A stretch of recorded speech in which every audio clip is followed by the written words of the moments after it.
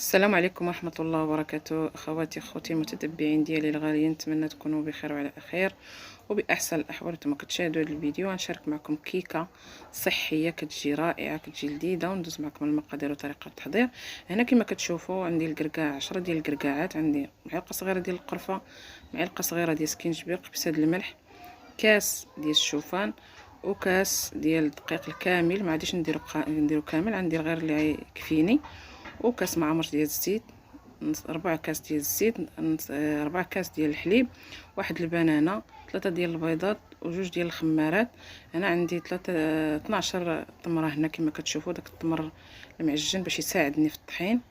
وعندي واحد خيزو بعد ما قشرتها وحكيتها. وندوز معكم لطريقه التحضير اخواتي. البيض الا كان عندكم صغير ديروا 4، كان كبير ديروا 3. هنا كنسبق البيض هو الاول، ضروري خصني نخدم البيض.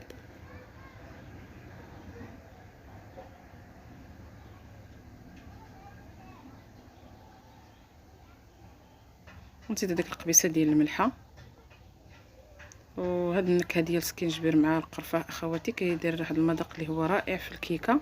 جربوها ان شاء الله وغادي تحكموا.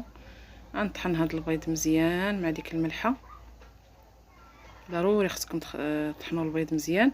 الا كان عندكم الميكسور ديروا الميكسور. بما انا جمعت المكونات كلشي في الطحان الكهربائي. هنا كنزيد هذاك التمر، كنزيد الكركاع،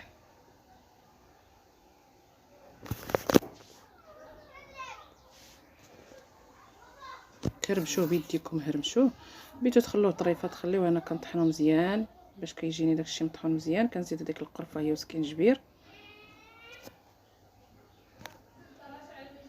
وكنزيد الحليب باش غنطحن هاد المكونات هادو.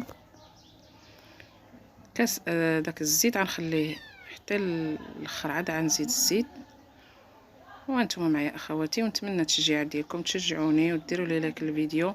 كنتمنى غير التشجيعات ديالكم اخواتي، ونشارك معكم اي حاجه بغيتوها نشاركها معكم. المهم هنا كما كتشوفوا غادي نطحن هذاك المكونات، البيض مع التمر مع داك الكركاع. هنا كنزيد هذيك الخيزوه، الجزره اخواتي اللي حكيت،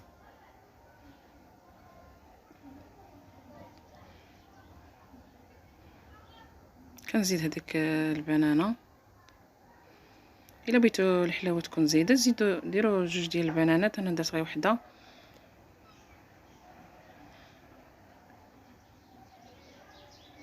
والبنان خصو يكون طيب اخواتي. كنزيد هذاك الزيت. هنا كنزيد المكونات المتبقيه اخواتي.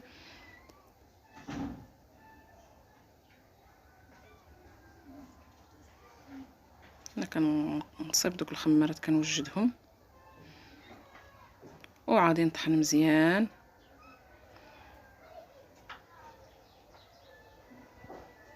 ضروري تطحنوا هاد المكونات مزيان. وكاين اللي كيبغيهم يبقاو طريفات ما يطحنش دوك المكونات مزيان، يخليهم كيعجبوه دوك الطريفات يكونوا في الكيك، يخليهم. هنا كنزيد هذاك الكاس ديال الشوفان،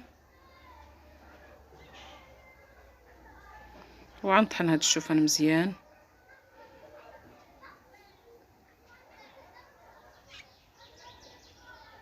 بعد ما طحن ليا الشوفان غنخوي. هانتوما كما كتشوفوا مازال خاصني غنزيد الطحين اللي غيكفيني اخواتي. الطحين الكامل بالقمح الكامل، مغربله منه ديك النخاله الغليظه، كنخلي غير ديك الرقيقه. وكنخوي هذا الخليط هنايا كما كتشوفوا باش غنزيد هذاك الطحين بعد ما طحنوا ليا المكونات. واخا كتشوفوه هكا واقف، راه غنزيد ليه مازال الدقيق. وجربوا هاد الكيكه اخواتي، صحيه وكتجي لذيذه، هذا هو الاهم. كنزيد هذوك الخمارات،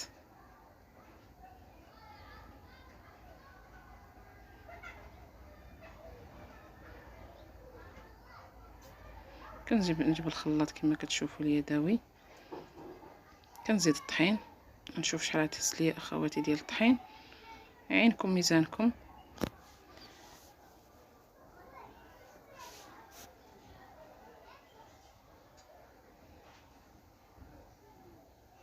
انتما اخواتي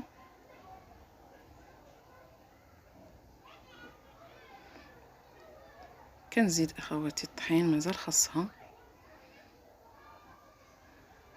هانتوما تقريبا بقاو 2 ديال المعالقات. غادي نوضح لكم مزيان الصوره اخواتي. هانتوما القوام ديالها كيفاش جات.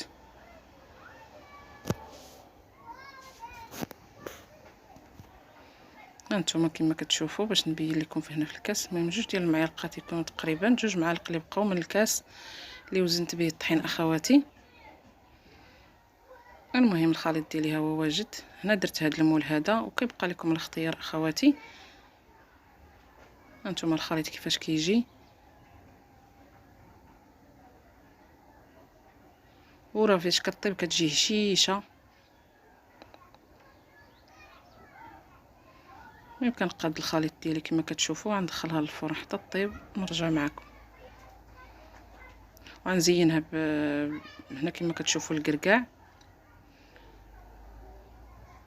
واللوز افيلي. كنهرس كما كتشوفوا الكركاع كنهرسو، كندير غير كميه اللي هي قليله باش كنزينها.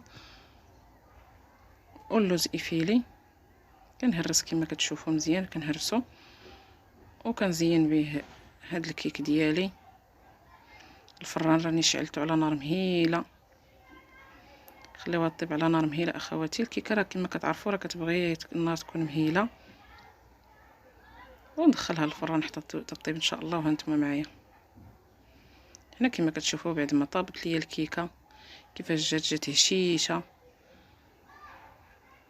وكما كتشوفوا التزيين جا رائع.